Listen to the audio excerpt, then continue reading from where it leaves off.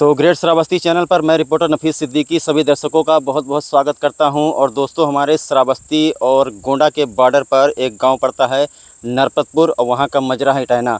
वहां पर एक 35 साल की महिला की इतनी नृशंस तरीके से हत्या हुई है कि अगर आप लोग सुनेंगे तो आपके रूह कांप जाएगा। महिला को इस तरीके से बेबस करके मारा गया है। जिस तरीके से हमने तस्वीरें देखी हैं कि उसका पैर दुपट्टे से बंधा हुआ है और उसके बाद में उसका हाथ भी दुपट्टे से बंधा हुआ है, और हत्यारे ने आखिरी में उसका गला भी घोड़ दिया है। यानी उसके पूरे बॉडी में 3-3 जगह दुपट्टा दिखाई पड़ रहा है, जो फ़ोटो हमको प्राप्त हुई है। अब हम आपको बताते हैं कि ये महिला कौन है, कहाँ की रहने वाली है, और ये हत्या क्यों हुई है और किसने किया है। इसके बारे में तो अभी तक जानकारी नहीं मिली है।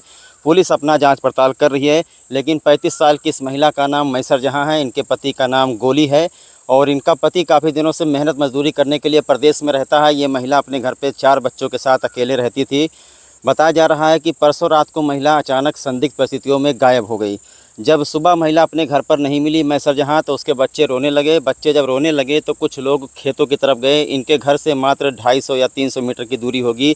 एक नाला पड़ता है, कुआना नाला, और ये क्षेत्र नरहरिया में पड़ता है, जो कि पड़ोसी जनपद गोंडा के खरगुपुर थाना क्षेत्र में आता है। तो यहाँ पर चक्रोट पर जहाँ मैं खड़ा हुआ हूँ, जहाँ का दृश्य मैं आपको दिखा रहा हूँ, यहीं पर उस महिला की लाश मिली है। और जब यहाँ पर चरवाहों ने देखा है तो जा करके गांव में सूचना दी है। अब सबसे बड़ी बात यह है कि आखिरकार इतनी नृशंस तरीके से उस महिला की हत्या किसने की है, किस तरीके से बेबस करके उसको मारा गया है। ये खबर चर्चा में इसलिए नहीं रही क्योंकि ये क्षेत्र जो है बहुत ही ज़्यादा सुनसान इलाका है। गोंडा का जो सबसे आखिरी बॉर्डर पड़ता है और श्रावस्ती का जो सबसे आखिरी बॉर्डर पड़ता है, वो ये क्षेत्र है जहाँ पर पत्रकार नहीं पहुँच पाए। तो ग्रेट श्रावस्ती चैनल आज पहुँचा है। हमारे साथ में गाँव के बहुत सारे लोग हैं और इन गाँव के लोगों से जानकारी लेते हैं कि कैसे क्या हुआ और कैसे लोगों ने यहाँ पर देखा। क्या नाम भैया आपका? मेरा नाम मोहम्मद शहजाद है। मोहम्मद शहजाद, कहाँ इसी गांव में रहते हैं आप? मैं इटाना पे रहता हूँ। इटाहना में। अच्छा, ये जो घटना हुई है, कैसे आप लोगों को पता चला कि यहाँ लाश पड़ी हुई है? जिसे हल्ला हुआ गांव में? हाँ, गांव में हल्ला हुआ तो मालूम पड़ा है। उसके बच्चा रोने लगा। आओ चाची, इधर आओ, आओ इधर आओ, आओ ना, बोलो ना, बोलने में क्या जा रहा है। जैसे बच्चा रोने हाँ, लगा। एक मिनट, क्या नाम है चाची आपका? मारा रेसना नाम। अच्छा, तो ये जो मैसर जहाँ के कोई रिश्तेदारी में लागत हुआ आपका हो? भाभी है। सगे भाभी हैं? हाँ।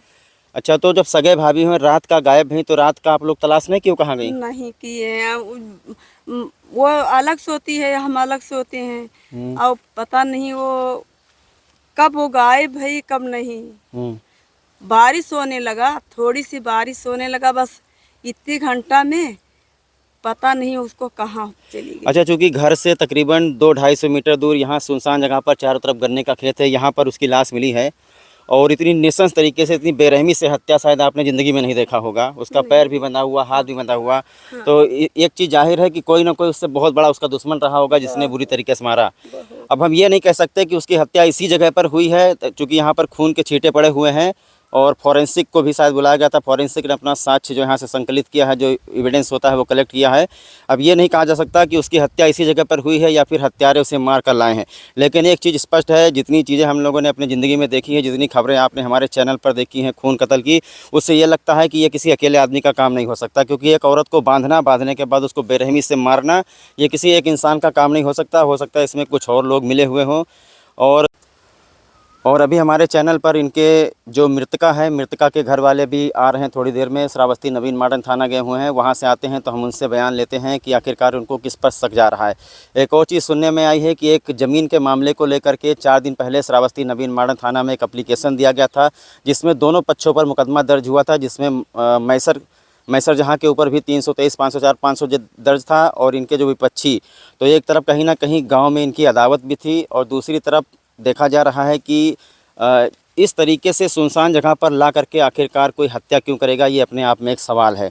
अब देखना ये होगा कि श्रावस्ती पुलिस या गोंडा पुलिस इस हत्याकांड का कब तक खुलासा कर पाती है। क्योंकि उसकी जो लाश मिली है वो गोंडा जनपद में मिली है। पोस्टमार्टम जो कराया गया है वो गोंडा की पुलिस ने कराया गया है, और जो इनका केस है वो श्रावस्ती नवीन मॉडर्न थाना पे ट्रांसफ़र हो गया है। क्योंकि 3-4 दिन पहले किसी जर ज़मीन के विवाद में एक एप्लीकेशन पड़ा था मारपीट का, जिसमें इन धाराओं में दोनों के ऊपर मुकदमा दर्ज था।